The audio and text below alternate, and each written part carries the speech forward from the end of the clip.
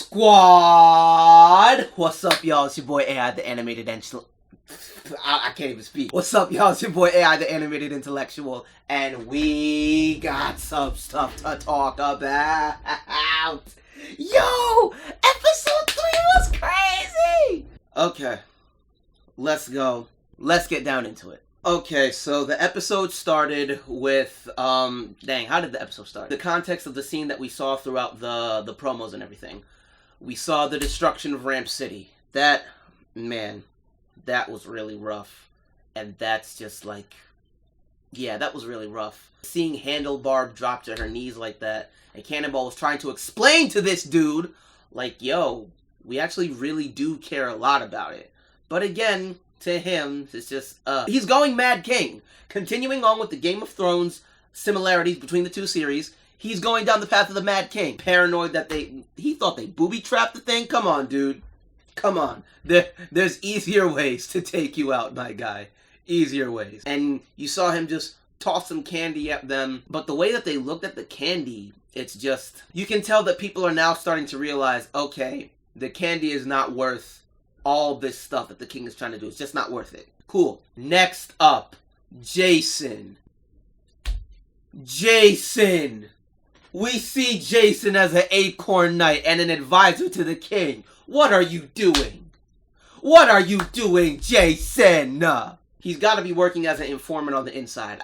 He was one of the people that came back to help Craig and them when they said, you know, when Craig was warning them initially, you know, all the members of the council left, but it was Jason, Cannonball, and the Sewer Queen that came back, like, nah, we got your back. So I don't understand, man. Craziness, craziness, craziness.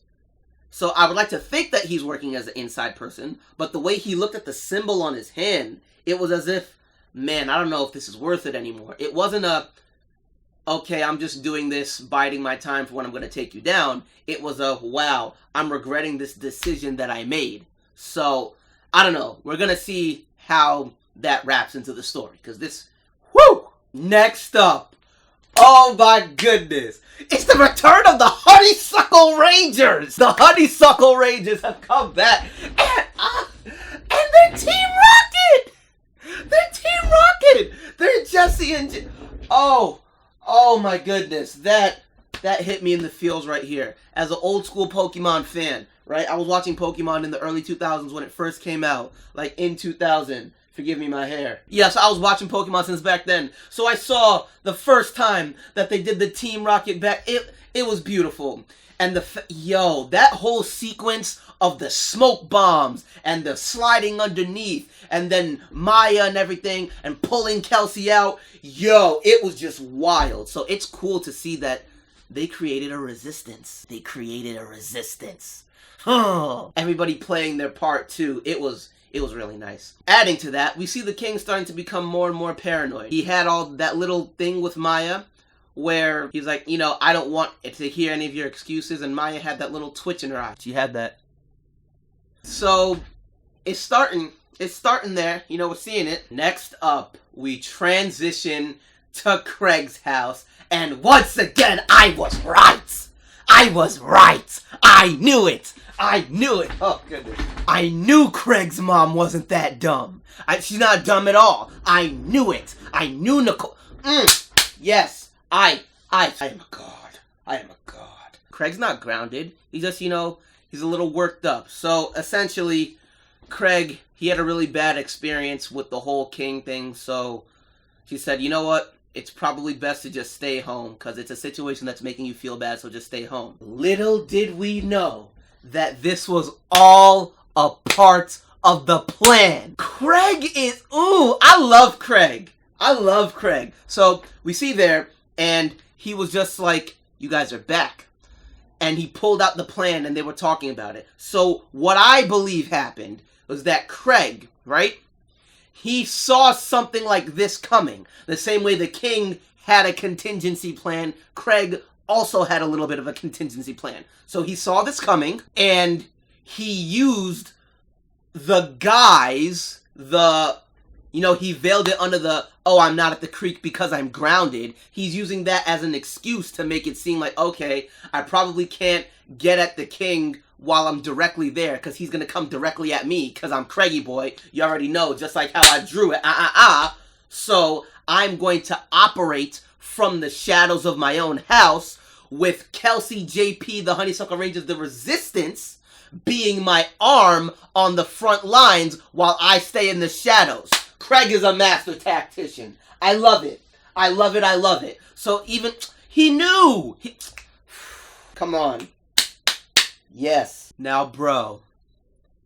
Now we're going to Xavier's house? So next we transition to Xavier's house, right? We pull up, right? In a yellow Lambo like Pikachu. Shout out to the kid Leroy. And we see like, I'm gonna bring the picture up right now. Look at this. We see Cheyenne, the former king, I mean. Then we see Randy, the best friend. And we also see the former Green Poncho. Oh, man. It was crazy. And, of course, you know, Xavier got a nice house. You know, he got the boat. They got the boat in the garage and everything. And the rest of the kid, you know, it was really swaggy looking group of kids, you know. So, yeah, that was really dope. Dang, I guess times changed. So now rivals turn to friends.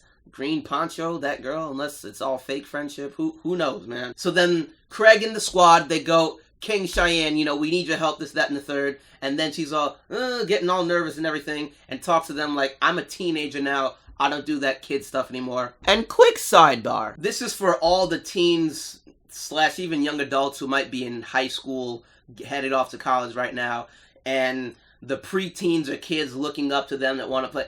Understand something. The coolest teens, the coolest young adults, all this whatnot, are not afraid to play kid games. They're not afraid to do kid stuff. And at the very least, they're not ashamed to do it. They might not have the time or whatnot, but they're not afraid or ashamed to do it.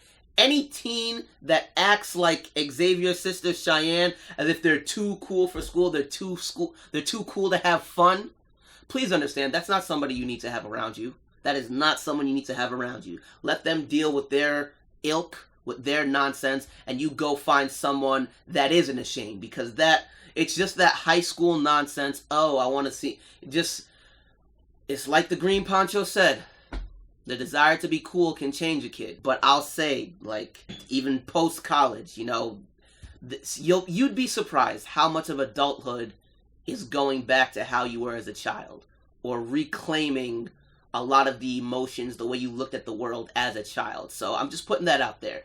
To teens, to young adults, the coolest people that you'll ever find aren't afraid to do some kid stuff. So, and it's fun.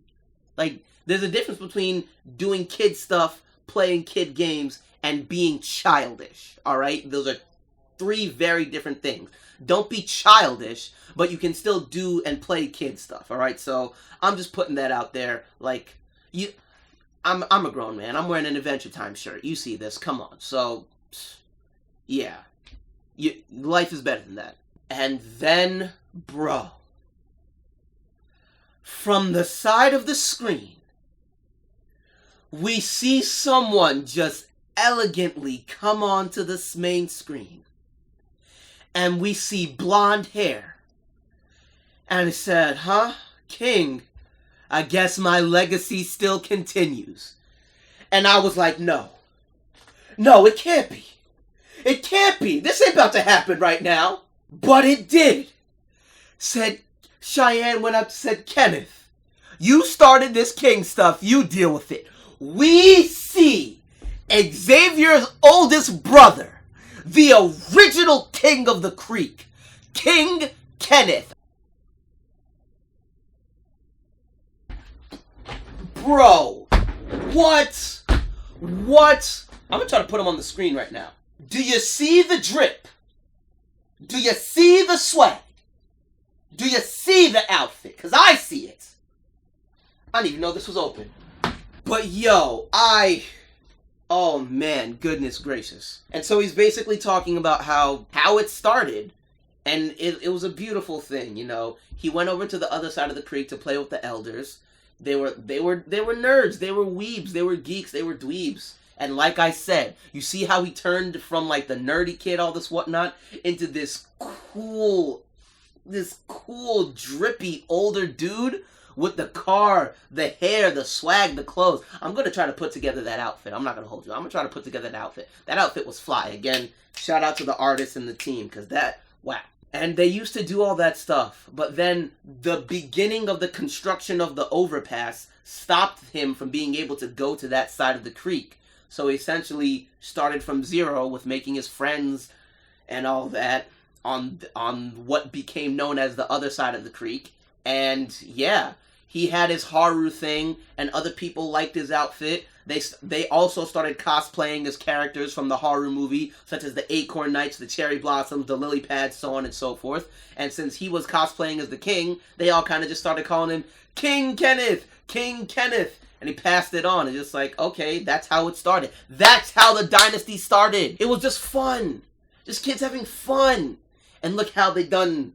Look what it became. So Kenneth said after he got a little too old for the creek, he just passed it on to his sister. And Cheyenne must have been the one that turned it into this evil thing. And then Xavier just exacerbated it. Crazy. We finally got the and they were just like, yes, Creek lore. Creek lore. That's what Kelsey and JP. And me sitting there watching there, I'm like, yes, Creek lore. Creek lore. Oh, man. So cool. So cool. Oh. So we find all that out. And Craig and them asked, say, hey, can't you stop him? Like, what if we tell on his parents and all this whatnot? And they said, well, parents are just going to let him do what he wants. Because, and this is a family dynamic thing, if you got siblings, in most cases at least, not the case with me, you know, the oldest sibling, the first child, is the one who the parents are the hardest on, because parents are still figuring out parenting stuff. So Kenneth couldn't get away with nothing. Now Xavier, especially because they're more established now and they're rich, they let him do whatever he wants. So Xavier's, it's like I predicted before. I am so good. Xavier is pretty much just a spoiled brat whose parents let him do what he wants. He's never had to develop a personality because royalty and all this whatnot, people kind of just flocked to him because of that, or were scared of him because of that. And yeah, it's like he didn't have to do anything. And he only knows how to buy friends. It's like Kenneth said. The crown is the only reason that he has friends. So, essentially, I was right when I said Xavier sucks. Because he sucks. And the crazy part is, Xavier's own brother, Kenneth, knows he sucks too! The episode then ends with Craig realizing, okay, he's never gonna go, so we gotta do it by force. How do I know how to do it? We'll initiate an all or nothing, winner takes all, capture the flag war. And we begin. This is how it starts. Personally, I would have just hands, but this is how, this is how kids, it doesn't, like, you don't have to go 0 to 100, Craig, to all or nothing capture the flag war. No, just, people are starting to realize that it's annoying. Okay, Xavier's here. He's not gonna leave, okay, we don't care if you want to leave, you just go. Like, people just stop taking his candy, just dip. So, taking it to the level where it's literally an all or nothing, I feel like there was a couple of steps of things you could have done before taking it immediately to that extreme, but it's only a 5-day special event. You do what you gotta do. Whew, the plot thickens. The plot, I don't know, I gotta keep giving it up to these writers. Alright, but next video, I'm gonna have the names of some of these writers, because they really need to get their props in this. This is no easy task to make this work, I'm sure.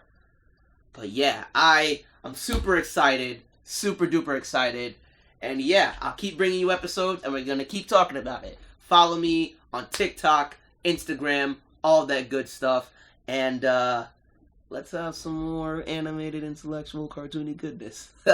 Alright, I'll be seeing y'all tomorrow. AI out.